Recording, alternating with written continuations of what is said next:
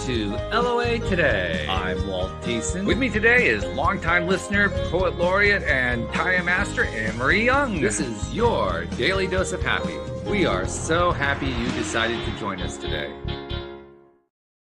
And Anne-Marie, as I was thinking about our show today, as so often happens, we get very unusual, interesting guests from a variety of backgrounds, talking about a variety of topics, and we learn a lot. Sometimes we actually, buy books because we like what's going on in the books and so forth.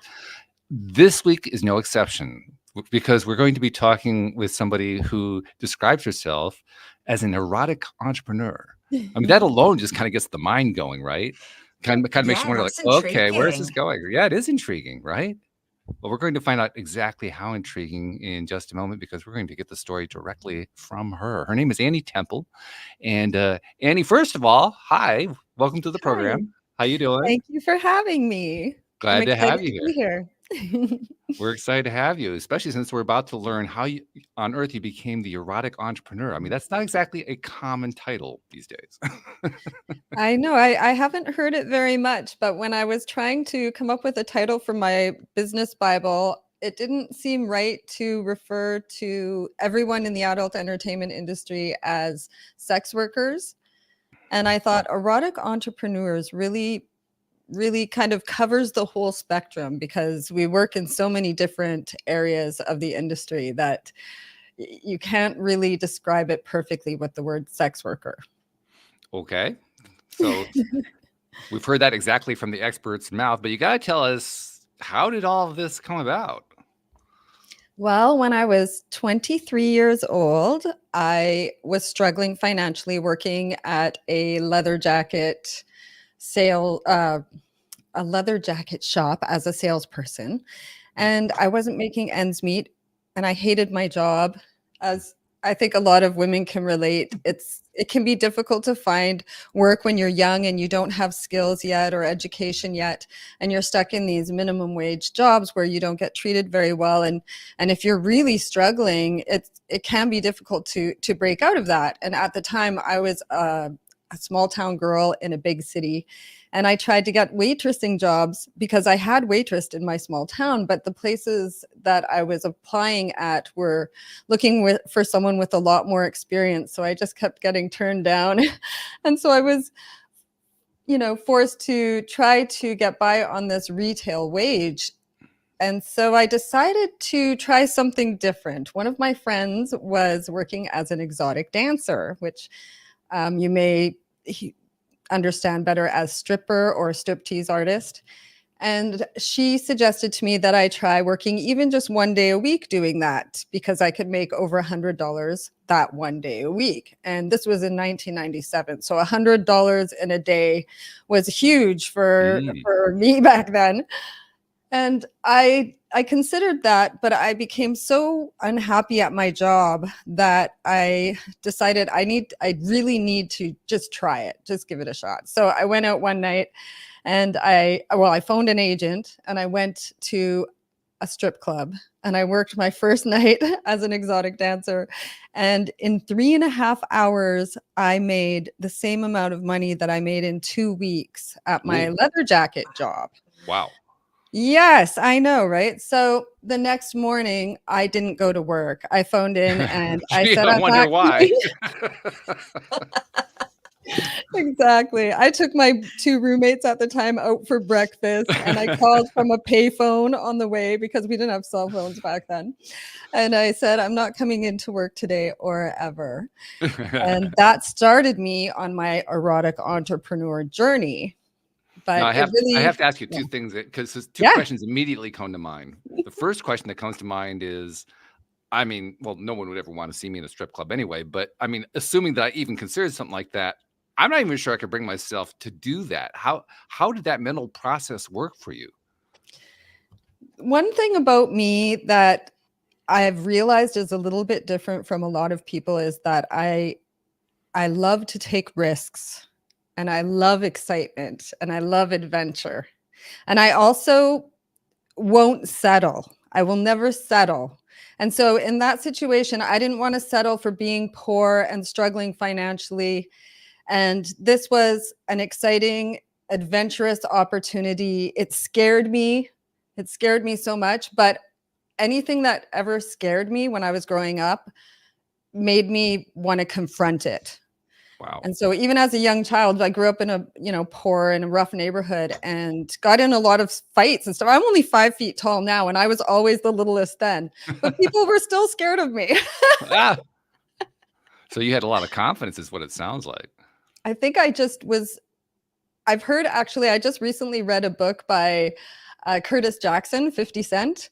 And he says in the book that most people are comfortable in their fear, but he's uncomfortable in his fear. And it was the first time I heard someone put it like that. And I feel like that describes me. I'm very uncomfortable in my fear. I have to like confront it and face it and do something about it. Very good. Yeah, I like that. That's a good way of looking at the whole fear thing too. Now, the other question that came to my mind almost instantaneously was, what did it feel like when you called in to your old job and said, I'm not coming in today or ever? Oh my gosh, that felt so incredible. It was so empowering. And I was a girl who came from a very feminist background, and I'd already been in college and taken women's studies courses. And the adult entertainment industry is not painted in a very good light, or at least back then, not at all. No. Now there's Right. some discussion about it. Mm. But back then there was a lot of painting the whole adult entertainment industry as something that's exploitative towards women. Right. And so when I got into stripping, I really got into it out of desperation and needing the money. But I believed that hype. I believed that sex industry workers were oppressed and degraded. So when I became an exotic dancer, and my experience was completely different from what I'd been taught to believe, and I felt very empowered. And it changed everything for me. People that had previously intimidated me didn't intimidate me anymore, because I was faced with men from every walk of life in the club every single day, and they treated me with respect. And so I became confident and comfortable in my own skin, and I just became empowered in so many ways, not just financially, but just in viewing the human race in a different way. And I'd gone in like very, very traumatized from my childhood and my young adulthood, and having a very bad attitude towards men. But when I was actually in the strip clubs and started meeting these really kind, wonderful men, and not all of them are really wonderful and kind. No, I would imagine, yeah. Yeah, but not all of them are terrible either. So when Yeah. I started to meet some really kind and wonderful men, then I started to assess my own views and my own stereotypes, I guess, or stigmas towards other people. I can somewhat identify with this, not in the sense of ever having considered, joining an exotic strip club. I mean, that was never on the agenda even slightly, but I can appreciate it from the point of view of doing the podcast, because as I've mentioned here so many times, I learn the most from all the different perspectives of the guests and co-hosts I have with me on the show. And you just described a scenario in which you learned a whole bunch from the people that you had now surrounded yourself with, because they were a completely new set of perspectives from anything that you'd encountered before. That's the same thing in that sense. Yes, 100%. When I went back to university, I took women's studies again, and I wasn't brave enough to tell my classmates that I was a stripper. Gee, I wonder why. But I did want to write about the empowerment that I was experiencing. And so when I tried to look up sources and I couldn't find any, I went to the horse's mouth, as they say, and I started interviewing all my colleagues. And then I wrote a paper about it, and I submitted it, and my teacher wouldn't accept it. She's like, no, you have to have other sources, like published sources. And then she introduced me to published sources that I hadn't been able to find. So that really opened a new door for me. I'm just kind of imagining that conversation with your women's studies teacher. I'm just like, kind of creating that scene in my mind. And I know, Walt, it was so scary, because I had handed in my paper and with everyone else, and then we waited a few weeks, and then she said, okay, everyone will be getting their papers back at the end of this class. And at the end of class, she handed out all the papers except mine and asked me to come to her desk afterward. And I thought she was going to like hold an intervention or something. But she was actually Wow. incredible. Like, I feel like, God puts people in your path that are really meant to be there. And she was one of those people. And she led Oh, me cool. to books that were written by feminist sex workers. And that just was mind blowing for me. And that changed the whole trajectory of my life at that point. And that really got me on the path of becoming an erotic entrepreneur. That's interesting on a number of different levels, not the least of Mm, which that she had already on hand a list of exotic sex workers who had written books. I mean, that mhm, alone is rather impressive. But there's also another piece of this that I mean, I just can't skip this part. I have a thing about authority. I think there's mhm, too much attention given to authority across the board in every single walk of life, every single issue, every single angle that you can think of. And this is a perfect example of it because she wasn't willing to accept firsthand accounts from sex workers, but she was willing to accept books by sex workers. Like, mhm. so, the fact That's a that was university thing, though. I think that's a university oh, it flaw is. for It sure, is. and I agree with you Yeah. 100%, and when I realized that the university didn't really want anything original from its students, that was a huge letdown for me, and I didn't last much longer. And being exposed to these intelligent, academic sex workers in the books that I was reading, that kind of gave me permission to accept my job and love my Mm, job and appreciate my customers. Whereas before I had felt like I was supposed to be angry at my customers, and I internalized a lot of that shame that is put on people who are in this industry because I hadn't been given any other perspective. And when you're not given any other perspective, a lot of people think that everyone who works in the sex industry doesn't want to be there. A lot of mm, people believe that we're all forced, we're all sexually exploited, and that's not true, obviously. And there are people who are sexually exploited, but I wouldn't call them mhm, sex workers. I would call them people who are sexually exploited. mm. Yeah. It's completely different, but a lot of people don't see the differences.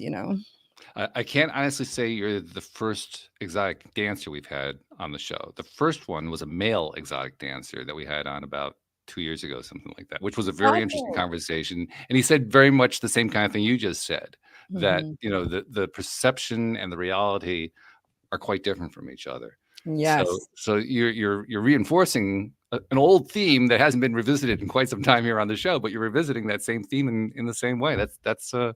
There's a refreshing sense of security in that. Like, wow, okay, so Mhm. Paul's message was the same as what Annie's message is. That's pretty cool. I like that. Mhm. Yeah. And it's like I think people need to question, do we want to vilify sex or sexuality or sensuality? Do we want to vilify that, or do we want it to be something that's beautiful and sacred and wonderful? And if we want it to be beautiful and sacred and wonderful, then why do we vilify people that are in the sex industry? And the reason is because there's a financial exchange. And as soon as there's a financial exchange, apparently that creates a morality conflict.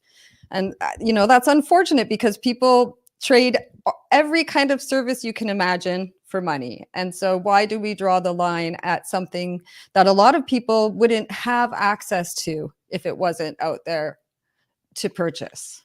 Right, right. Yeah, and that's a big deal right there all by itself.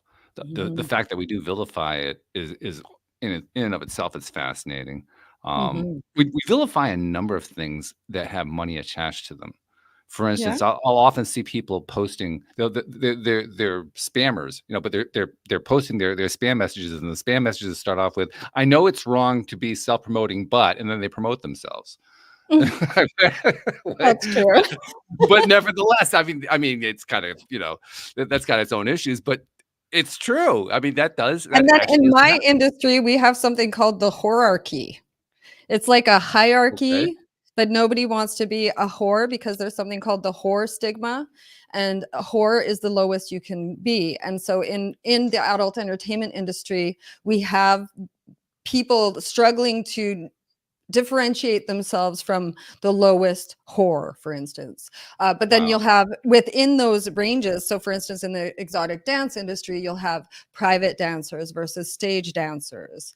Or in the intimacy part of the industry, you'll have full service sex workers versus massage providers. And then they'll we'll separate ourselves based on who gets paid more, who gets paid less. But I mean, it's very reflective of our society.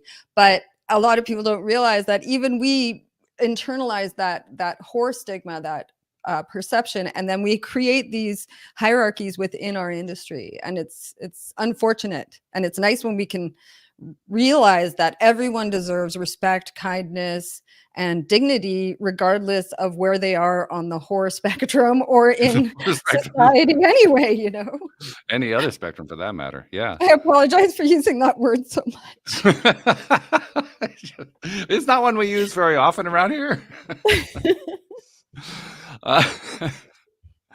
That's one thing that these conversations do for me. They challenge me to my limits. How far can I go on these conversations? I learn a lot about myself this way. I mean, Amory, I kind of suspect it's probably true for you too. I mean, it's not a comfortable subject. This isn't something that we will talk about regularly here on the show, but it's an important subject because it's a part of life. It's a major portion of what goes on in life. We wouldn't be here without it. I mean, we'd be missing from this planet entirely if it wasn't for sex. Exactly. And not everybody's comfortable or wants to settle down and have that kind of relationship. And there's services for everything everywhere, and it's in the Bible. It's True. Amory's having some internet connection. But one issues thing she warned me about. Oh, there she is. No, wait, that's all right. yeah, It's okay. We know it's happening. Go ahead, finish up. Yeah, it's been going all call so far. So yeah, it just baffles me how people just look down on it, because it is something that I think dancing is beautiful. The body is beautiful. Why are people so embarrassed and so het up about that? That baffles me. But being from the UK, I just need to know, what is women's studies? Oh, okay. Yes. Well, women's studies is basically the study of feminism in universities. So they call it women's studies. Okay. But it's really feminist theory and that kind of thing. Thank you. The F word. The F word. So with the whole culture of social media, and things are a lot more open and out there, you've got OnlyFans and there's so much other stuff going on the internet.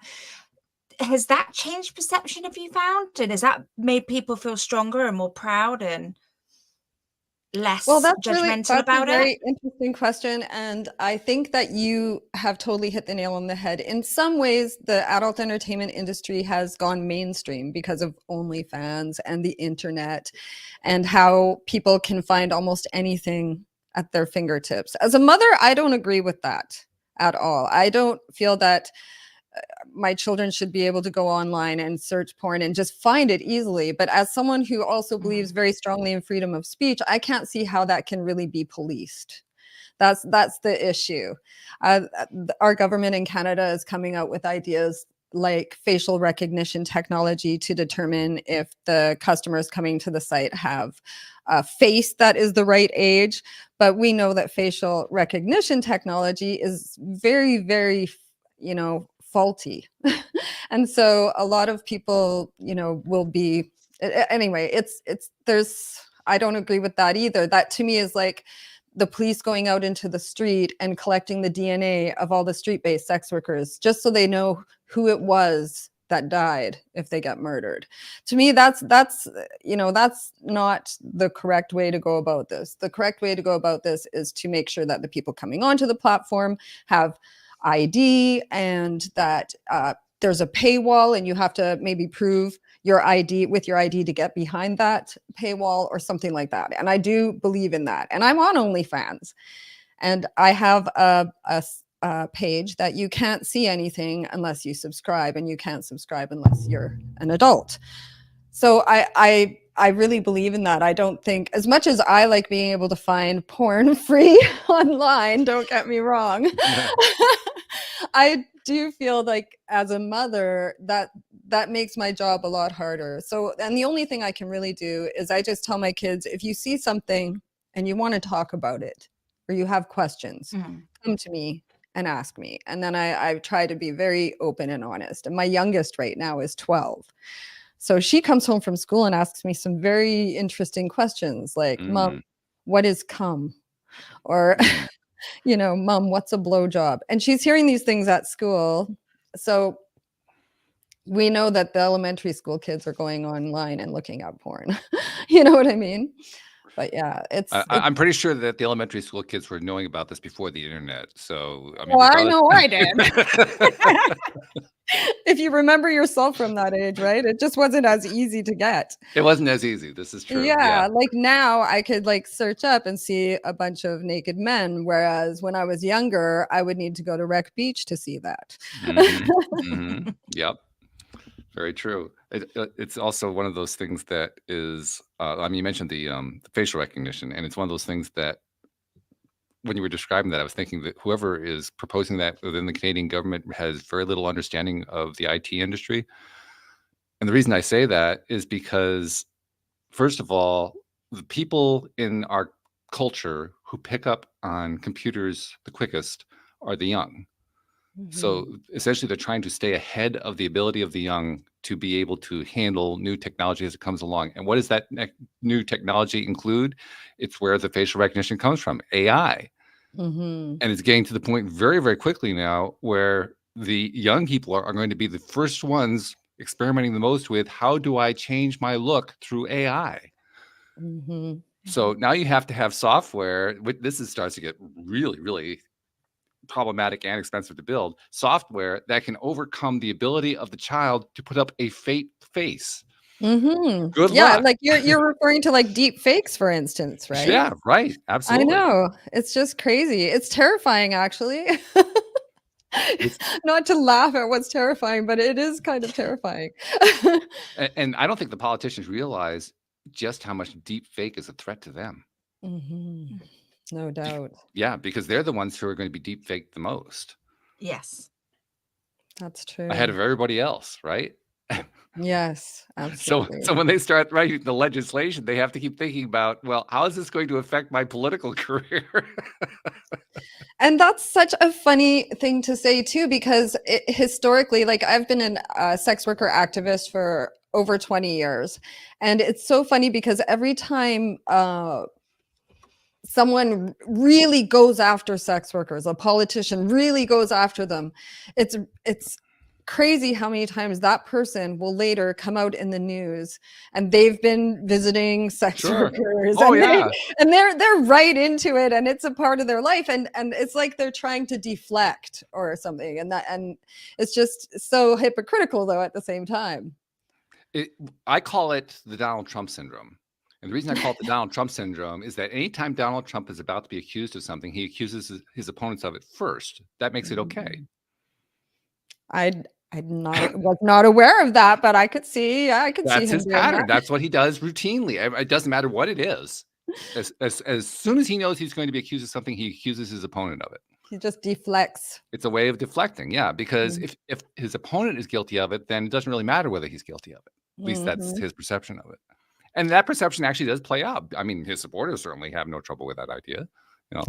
And that's another thing, because sex workers are so involved in like lobbying the government for our rights. Like the sex worker rights movement around the world is so huge. And yet we try to speak to people in positions of power, and often they just completely ignore us, and they don't view us as human beings. And I don't think they realize like how massive our community is. Because how massive is it? I don't even know. How big is it?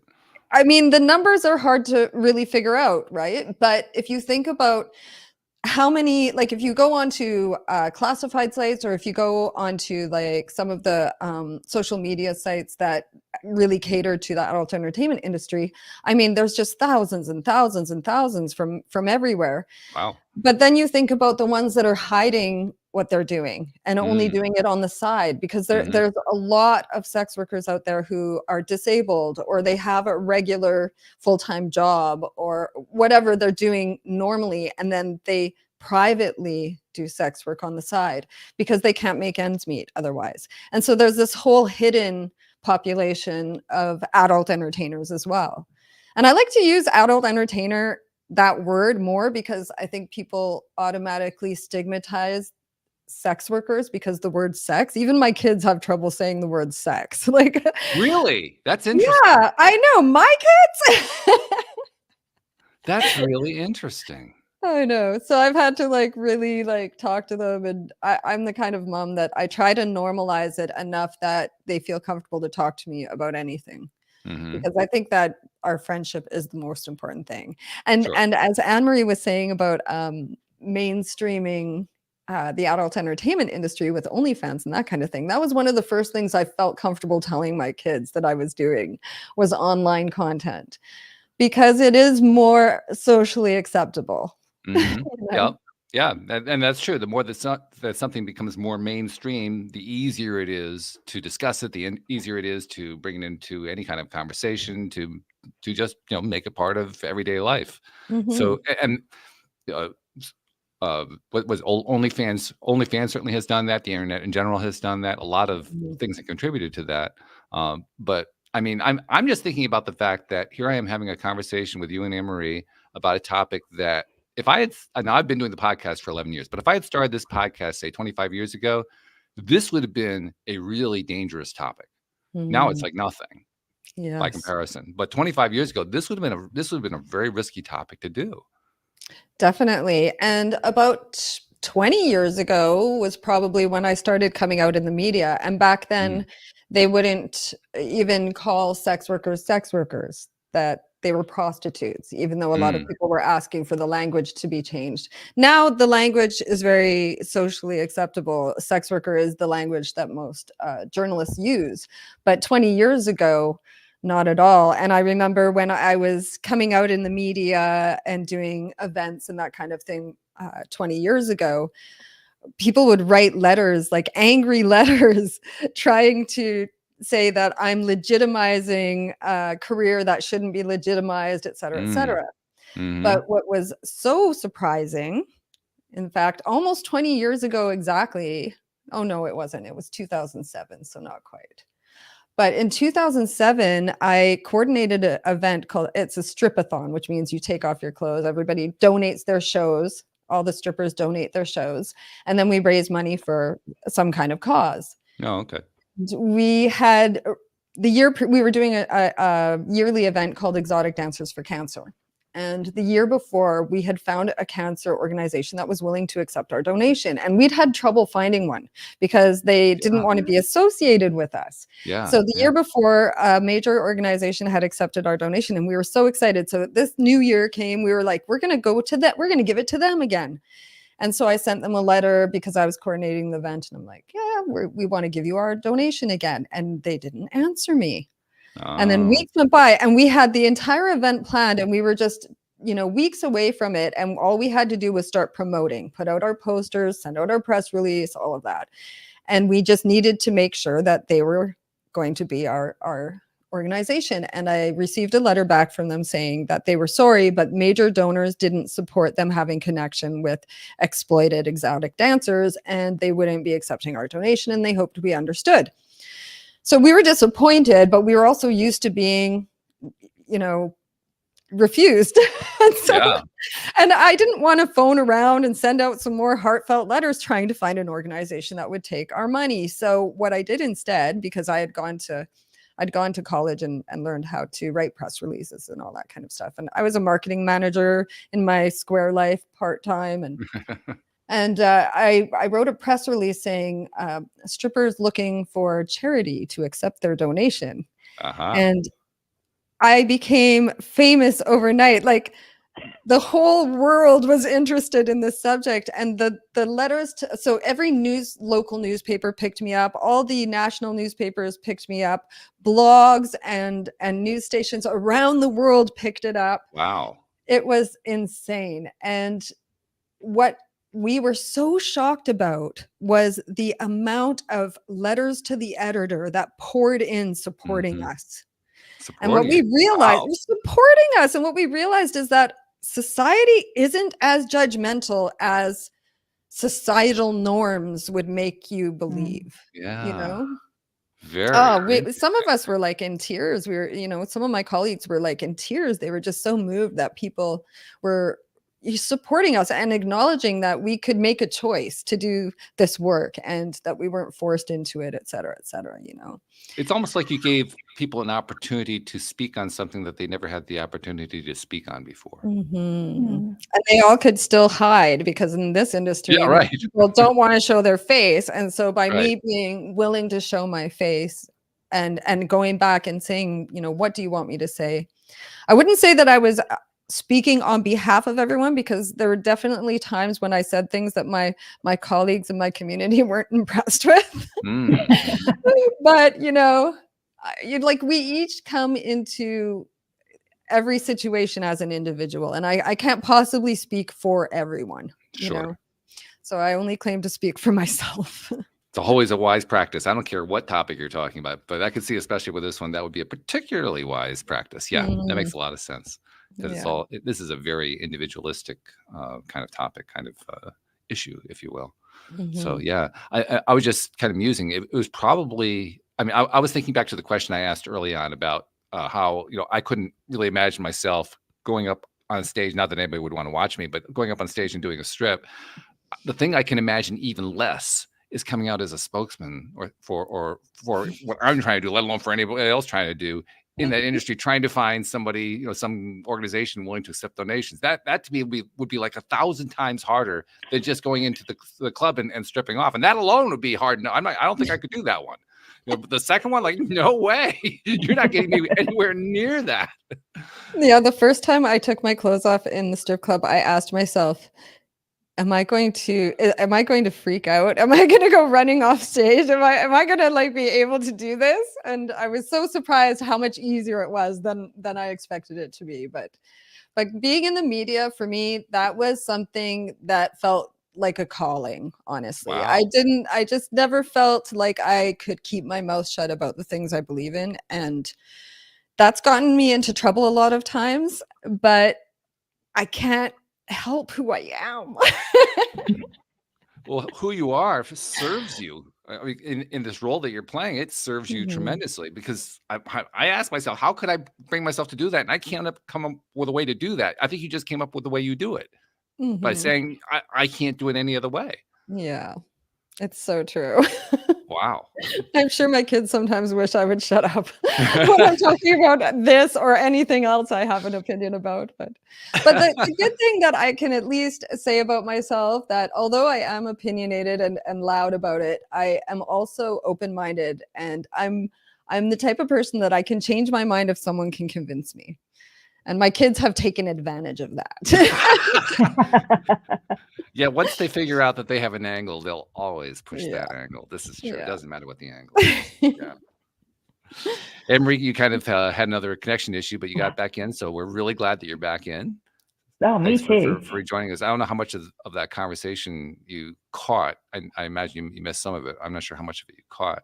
But I mean, you were asking some questions before. Did you have more questions that you wanted to bring into this before I kind of took it to the next place?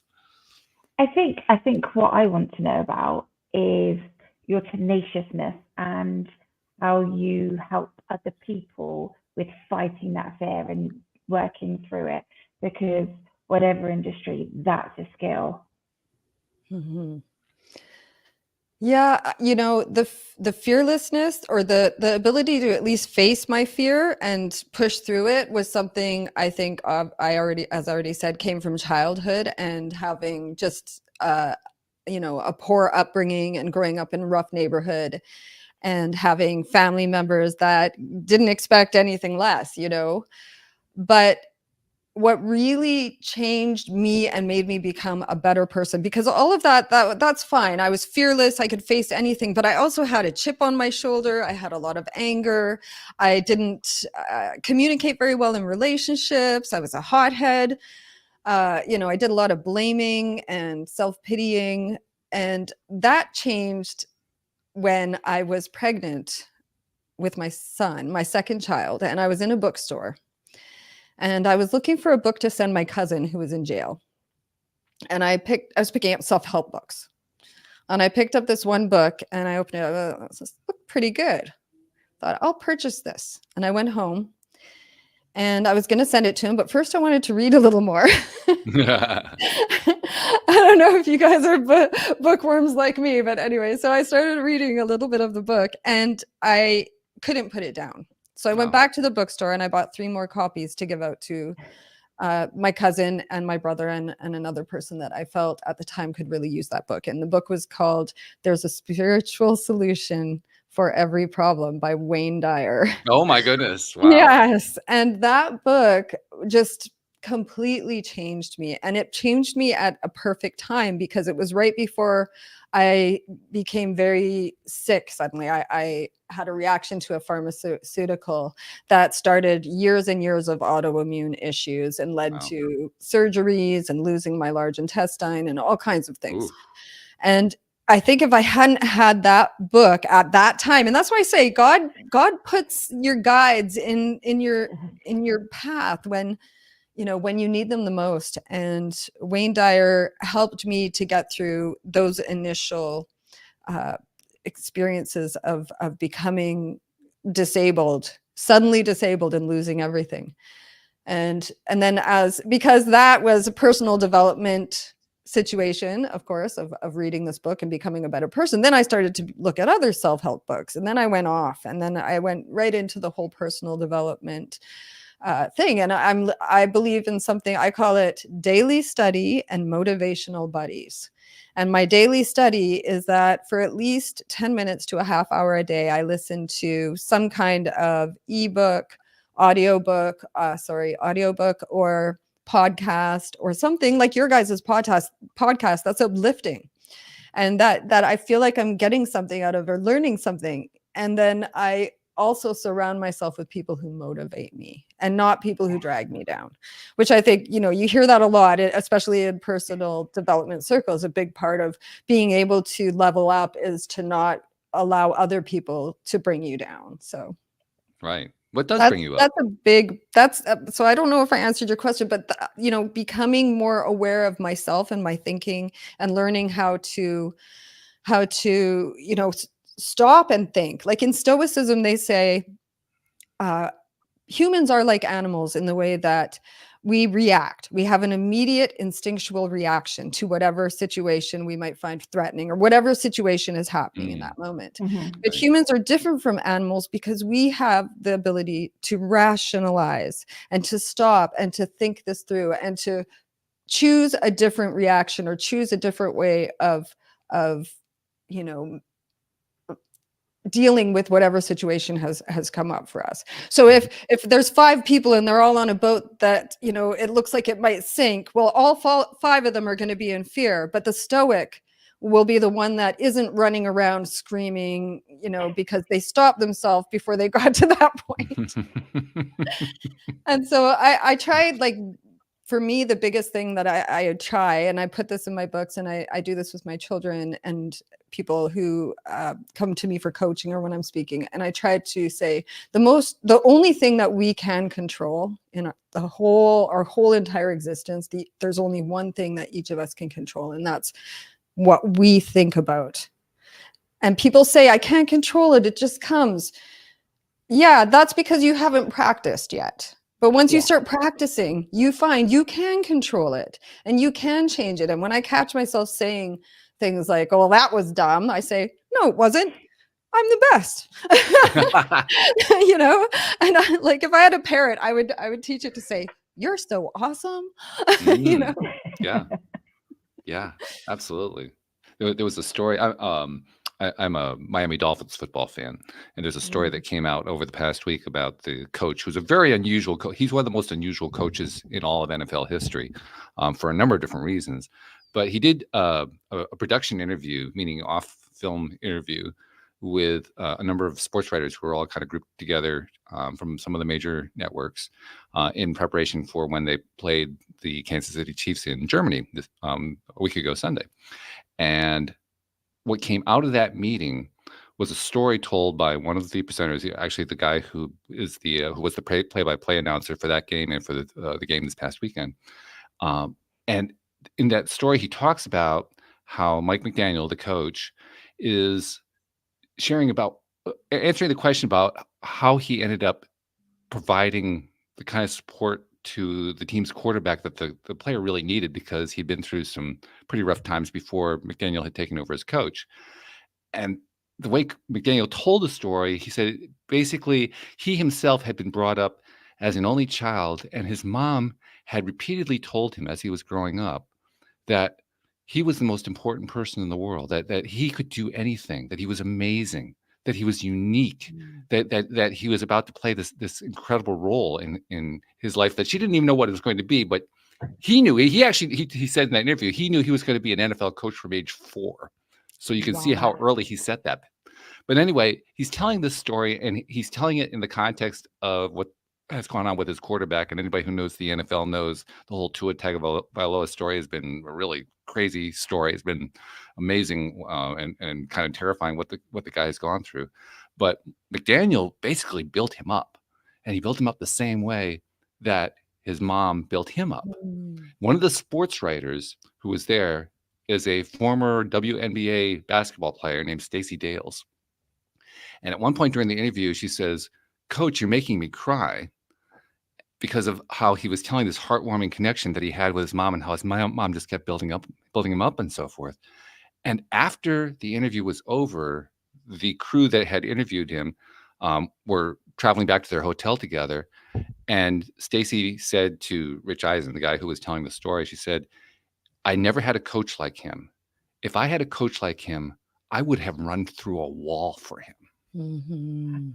That's beautiful. Yeah. And you think about a story like that, that's how important it is to have those kind of messages. So I hear you talking about how you give those messages to your children, and how you feel that that kind of messaging is important within your industry and within the whole idea of women's studies and so forth. And I think to myself, wow, this goes way beyond sex.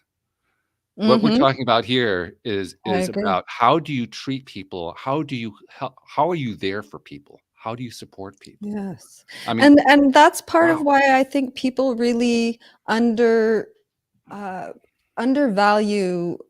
people who work in the sex industry, especially in-person intimacy workers, because they are making such a huge difference in people's lives, like a huge difference. It's okay for a nurse to put a catheter in somebody, or to wipe their butt, or to do whatever intimate services that they need in the context of nursing. But for some reason in our society, we don't think it's okay in the context of intimacy.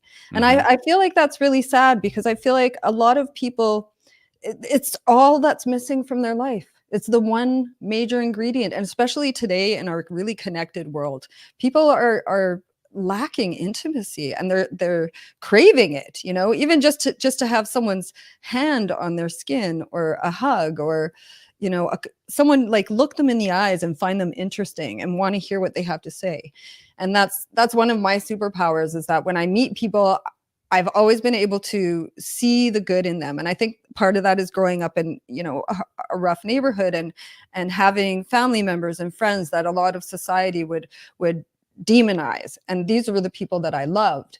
And so I've always had an open mind, and wanted to see, who is this person deep down? And so in all of my work, and especially as an erotic entrepreneur, a large part of what I do is just see people and acknowledge that they, remind them who they are, remind them that they are special, and that they aren't just, invisibly walking through this world existing, which a lot of people feel that way because they lack intimacy. Intimacy is so important, I think, what we're really doing here is we're drawing a connection between intimacy and self-confidence and self-belief. Mhm. Yes. But I do think this is another thing that needs to be educated in schools when our Mhm. kids are young. That is, it's not a dirty word. It's a beautiful thing. Mhm. And what the boundaries around that are, and not to be so judgmental about the fact that everybody has different preferences. Mhm. And I think a lot of what our society does as a disservice is this whole idea in monogamy culture that we own each other. And so we get married. Now I own you. I don't have to try anymore. I don't have to work hard for you. I own you. And if you were to be with someone else, then you've betrayed me as deeply as anyone can ever be betrayed. But if we don't own each other, then we have to work to keep each other. If we don't own each other, then it's not the worst thing in the world if someone cheats. That it's something we could actually maybe work through and maybe even become stronger because we don't own that person. You know what I mean? Like it's just and communication. That's the big thing. People can't communicate because we're stuck in these ideas of what our roles are supposed to be, and we want to like force each other, control each other because we own each other, but that's what pushes us apart because people naturally don't want to feel controlled or owned by the other person. And so we naturally pull away from that, and any relationship, especially long-term relationships, are going to get hot, cold, hot, cold, hot, cold. That's just what happens. And the trick is to recognize when that's happening and then have the communication skills and have the interest and the desire to get that intimacy back and make it happen. And when it doesn't come back and when you can't make it happen and when that relationship inevitably ends, being able to let go with love and then look for the next, maybe not the next relationship, but the next exciting adventure that can make today amazing and living for today, right? Yeah. Oh, absolutely. You're actually touching on one of my favorite. Oh, did you have something, I Anne-Marie? was just going to say, because the name of your podcast is just like my whole philosophy of living. So as soon as you reached out to me, I was like, yeah, I want to be on there. I love it. That's fabulous. That's absolutely fabulous. Yeah. One of the things that I keep thinking about here as we're talking about this is the incredible power that we all have that we kind of dismiss. But to bring it out in a particular context, you were talking about relationships and how important it is to talk things out in relationships. I find it really interesting and odd that the word relationship has gotten to the point where people forget where it comes from. Relating, having conversation. And I have personal experience with this. It's amazing how often relationships can fail because the relationships stop relating. The conversations just come to an end.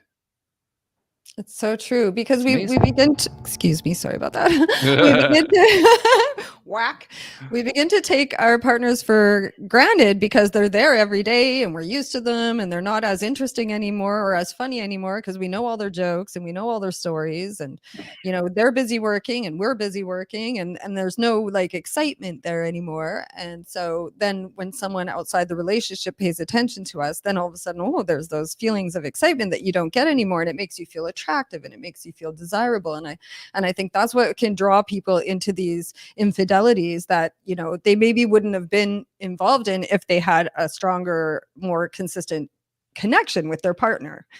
But it's just so hard to have that because I feel like we don't teach children, like Anne-Marie said, we don't teach children about connection, about intimacy, about friendship and relating, as you said, and these are the things that should be the most important things we teach children because our relationships are the most important things that we will ever have in our lives. If we have nothing or if we have everything materially, none of that matters if we don't have relationships, There's a really odd thing there. Most interesting thing, the most I don't know what word to describe it other than what I just said, but is we're asking people to teach their kids about relationships. And it turns out the best way to do that is to have a relationship with your kid. I mean, just by doing that, you teach them how to have a relationship. It's amazing. How do we skip that? I know. It's incredible. And I grew up, I'm sure you both had like possibly similar childhoods to me, where at least when my parents were young parents, it was like, do as I say, and Mhm. you know, you don't need a reason and that kind of Mhm. thing. And Mhm. I feel like my parents, or at least my mother, because my dad was absent a lot of the time, but I feel like a lot of the time my mother didn't really know me or acknowledge me because she didn't have that relationship with me, because she was just doing it the way she'd been taught to do it. And that's Right. just how, and it wasn't, she was a great mother in the context of how she knew to mother, but she didn't develop those relationships with us the way that I have with my children. So now my children are adults, and we have just incredible conversations, and I'm amazed at how good my children are at communicating. And I know it's because we've been able to talk like this, and so I'm like, I did a good job. I made some mistakes, and I'm not going to tell you them, but at least in that way I did something right. Yeah. Yeah. That's so important. That ties into what you were talking about earlier, how you like to listen to podcasts and read books and so Mhm. forth that are uplifting. And the reason that uplifting is so important is because that's how we remind ourselves of what we've done well, what's gone right in our Yeah. lives. Because we have this strong tendency to focus all of our attention on everything that's going wrong, when in fact a Mhm. lot of stuff is going right. Yes. That's an example of it right there. And I think a lot of the time too is we will focus on what's going wrong for us and think how bad it is, but if we were to look around, we could see that we actually don't have it so bad. So for instance, I recently had a surgery where I now have an ileostomy, which is like a poop bag on my stomach. And when I think people look at me and they give me this look of horror when they find out, and they're so like upset for me and Mm, sorry for me.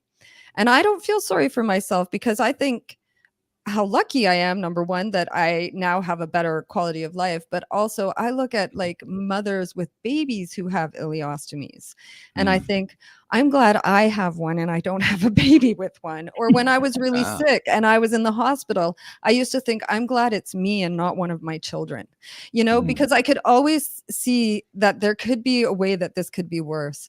And I was just grateful that it wasn't worse for me in my context of what is worse, Well, you which also is found a way different for to everyone. to take that thing that could be seen as worse and found a way to see it better. That's the way I would describe it. Yeah. And a lot of that came because of my adult entertainment community and my clients, because they were the ones who said to me, no one's going to see you different. And so you shouldn't see yourself different. And it made me re-examine my own ideas of my own worthiness, because if I don't think I'm worthwhile or sexy or beautiful, or someone that people would pay money to see, for Mhm, instance, because that's my mhm. industry, because of a poop bag, then Mm, that's me denigrating myself. And Mm. when I had my clients and my colleagues say that it makes no difference, it's just a bag. It's a small part of who you are and what you have to offer. Then I realized that I wasn't giving them the credit they deserve, that they aren't shallow human beings, and I yeah. wasn't giving myself the credit I deserved, that I'm beautiful regardless, and that it has nothing to do with how I go to the bathroom. Mhm. Yeah, you know exactly. Yeah, it makes total sense. You Mhm. you you mentioned, your clients, I presume you meant coaching clients. Who does come to you for coaching? I mean, all coaches they always find themselves in a particular niche, not necessarily because they predicted it or chose it, selected it, but because that's who showed up. Mhm. Who shows Well, up as your client? What's your client like? that's so funny. Actually, when I said client, I was actually more referring to the people who purchase like my Oh, services, okay. so my All right. fans on Okay. OnlyFans or my massage clients. However, as a coach, I'm finding that the people who are mostly interested in my services are other adult entertainers Okay. and clients, surprisingly. So Interesting. yeah, Okay. they want to, because we've created this relationship where they can be vulnerable, they can admit things to me that they wouldn't admit to anyone else. And these relationships, some of these are in-person relationships, some of these are online relationships, but they feel safer with me and to tell me really their feelings than they would with maybe another coach. And that's another weird thing. Like in most coaching relationships, you would never ever accept intimacy as part of that relationship because it would be considered unprofessional. Right. But people who work in the adult entertainment industry have to walk that line all the time. And so you learn how to have boundaries, communicate those boundaries, and enforce those boundaries so that you can actually have intimacy in like a coaching relationship, for instance. Right. I was thinking back to that conversation I had. I incorrectly named that previous guest who was on the show. His name wasn't Corey. Paul, it was Corey. But I remember this conversation with Corey along this line. And one of the things he talked about was also talking about the boundaries and how important it is to build them, and how important, I mean, you basically need them in order to navigate your way through that industry. Yes. In fact, I think it's probably safe to say that people in that industry have stronger boundaries than anybody else. Yeah. I would have to agree. I think what happens is when you're in this industry, you learn how to communicate your boundaries and how to enforce them, because you have to. It's like any other industry that you get into. Certain things you really have to learn how to do. And because it's a situation where people don't know the rules, because we don't teach this stuff obviously in our society. And so when clients or fans come into a adult entertainer relationship, they do need to be taught, or they need to be told what the boundaries are and what to expect. And then when you take into consideration that every single person in the adult entertainment industry has different boundaries, then it becomes even more important to have that communication and be able to communicate and maintain those boundaries. And then also to say to your clients, like for instance, in the case of a massage session, what are your boundaries? Or make sure that you let me know what your boundaries are, because people are often really uncomfortable to say. Like, I know when I go just for a back massage and someone's pushing too hard, I'm sometimes nervous to say, that hurts. You know what I mean? But that's how you have to be. You have to be able to say what is or isn't comfortable for you. Right. And so, so you have to encourage that, and you have to like create an environment where people feel really open to be vulnerable and be their true selves. For someone who might be listening who wanted to have more of a conversation with you, because I mean, for the right person, I can see you'd be a really useful and interesting conversation. How do they find you? How do they reach you? They can find me at annietemple.com. I also have a link tree at TNT Annie. But yeah, you could find all my links there. And I would love to hear from people. I love hearing from people. What kinds of things are they going to find on your website? Because I have kind of two areas. So I have my adult entertainment work. So I have an actual website, tntannie.ca, which is mostly for that. And that's to draw people into my OnlyFans. Okay. And then I have annietemple.com, which is more for my writing, coaching, speaking business. And, you know, when I found out I was having all these health problems, I kind of rushed to create a new business in case I couldn't do adult entertainment anymore. And I'm a writer at heart, and I love writing and I love speaking. And so now I have best of both worlds. So I'm just really happy. But yeah, this one side of it, I feel like I like to keep them a little bit separate, because people are looking for different things. Yeah. Well, that makes total sense. It really does. Well, it also reinforces for me something that now this fits in. And if you've been listening to the podcast, you've heard this bit at the end of each episode anyway. But it's something that over the last couple of years, I became really aware that we were not noticing enough. We weren't giving attention to. And you've just given me a new level for appreciating. Here's another way we're not giving attention, the way we're not appreciating in a way that we need to, because you've come onto this podcast. You have your own your own materials that you're putting out. The stuff, you're a writer. You said you're doing your own writing and so forth. You have, I believe, you have a book out. What's the name of your book? Annie Temple's Business Bible for Erotic Entrepreneurs. Okay, all right. And my memoir is coming out in April, next April. A memoir. Oh, okay, yeah. All right. So you're creating that, and you have, I'm sure, many people following you on OnlyFans and others. So a lot of people picking up the variety of content that you're putting out, not just sexual content, but there's a variety of content that you're putting out there. Yeah. And it so often happens. I mean, you are a person who has, you fit into the mold of people who come onto the show. They have, gone through stuff in their life. They've come out the other side with stuff they want to share, and you're sharing it with the world. And they're sharing it with people that very often they never meet and they never see. never will meet, never will see. And Mhm. they're helping them in ways they don't even know about. And I that's hope the so. part that I noticed. That's the part that I said, wait a minute. We got all these people doing all this stuff, helping people in ways they don't even know about, and they're not getting credit for it. So I'd like to say on behalf of those people that you've never met and you've never seen, never will meet, never will see, who you've been helping in a large variety of ways that, we can't even begin to describe all of them here. On behalf of those people you've been helping, thank you for what you've been doing, Aw, because you're making a difference in this world. that is so sweet. You're actually bringing tears to my eyes. I'm just trying to give you the Yeah. Stacey Dales experience is what that is. Yeah. It means a lot, I've been Yeah, through but a lot, seriously, yeah, a that's lot, a really big and, deal. That's it means a lot. Thank you. uh, my computer went to find the Stacey Dales experience. Okay. You never know what a computer is going to do. Mhm. Emery, I'm not really sure that this is going to be the easiest one for you to answer, but I often ask you to answer the question, if you were to draw one thing, one thought, one idea, one concept that came out of this conversation, what's the one that stands out the most to you? Do you know what? I think it's how judgmental people can be, because I think if Annie was in another industry, she'd be the president of your country. She's got those skills. Absolutely. Honestly, Thank you. I feel very powerful listening to your strength and to your words. So yeah, don't judge, learn. Here I go That's my again. thing. Thank you. I'm sorry. I didn't expect this. Oh my goodness. Thank you so much. It's just that, I've been on a few podcasts. I'm pretty new to doing podcasting, but this is the most comfortable conversation I've had where I felt like I can really be real. And I just thank you guys very much. Well, then it's mutual. We really appreciate what you've given, what you've been talking about, what you've been sharing with us.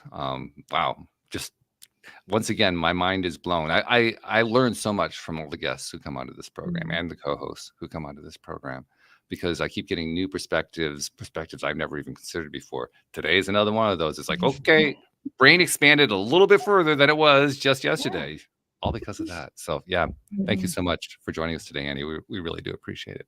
Thank you. And thank you to our podcast listeners everywhere. We'll see you all next time here on LOA Today. Goodbye, everybody.